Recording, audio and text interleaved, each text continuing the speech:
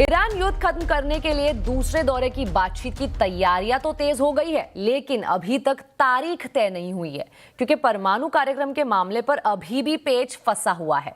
उधर अमेरिका ने फिर से ईरान के कच्चे तेल पर पाबंदी लगाने का फैसला ले लिया है।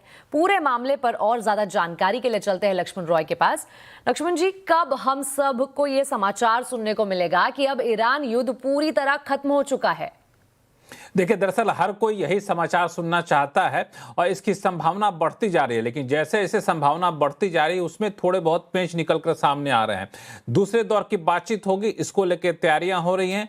पाकिस्तान के जो रक्षा प्रमुख हैं वो ईरान गए, अब वहां से वाशिंगटन जाएंगे और सभी जो पक्ष हैं उनके साथ बातचीत करके जल्द से जल्द दूसरे दौर की बातचीत शुरू करना चाहते हैं। लेकिन अभी तक ये तारीख तय नहीं हुई है कि आखिर दूसरे दौर की बातचीत कब होगी। लेकिन तारीख तय नहीं हुई है, लेकिन इसमें दो तीन पेच और साथ में आ भी गए हैं। पहला ये कि यहां पे परमाणु कार्यक्रम को लेकर के जिस पर पहले दौर की बातचीत फेल हो गई थी, वो परमाणु कार्यक्रम पर अभी भी पेंच फंसा हुआ है। ईरान का कहना है कि हम परमाणु कार्यक्रम हमेशा के लिए नहीं रोक सकते हैं। अमेरिका का कहना है कि ईरान को हमेशा के लिए परमाणु कार्यक्रम रोकना पड़ेगा। ईरान कह रहा है कि हमेशा के लिए नहीं, सीमित समय के लिए हमें रोकने तक मंजूर है, हमेशा के लिए हम नहीं रोकेंगे, ये आत्मघाती होगा। तो ये एक मुख्य कारण है जिसकी वजह से पहले चरण की बातचीत विफल हो गई थी और दूसरे चरण की बातचीत से पहले इस पर कोई सहमति यहां पर बनती नहीं दिख रही। इस बीच अमेरिका ने क्या किया है कि ईरान पर दबाव बनाने की रणनीति अभी भी जारी रखी है।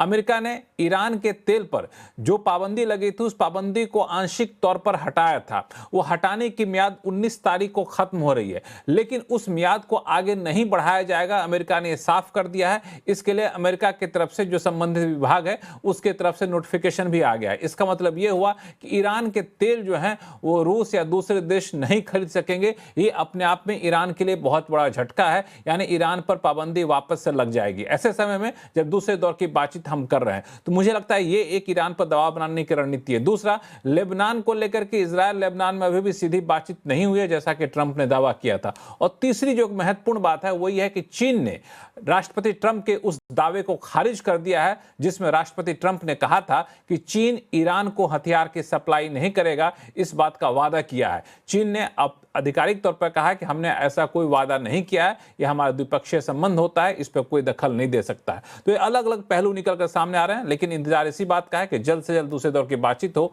और शायद कुछ अच्छा समाचार सुनने को मिले। जी बिल्कुल लक्ष्मण जी, बहुत बहुत शुक्रिया इस पूरी जानकारी के लिए।